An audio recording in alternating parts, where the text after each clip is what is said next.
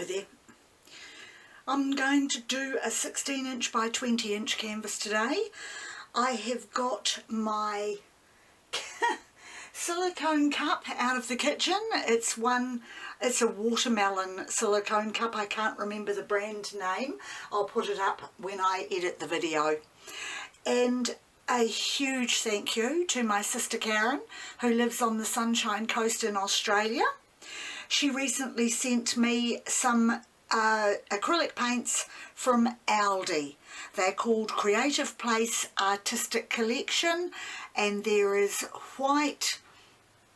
titanium white, purple lake, cobalt blue, crimson, cadmium yellow hue and emerald green. She sent me 10 colours in all. Those are the ones I have chosen to use today. So I have put them into the silicone cup, and I will start and pour them now.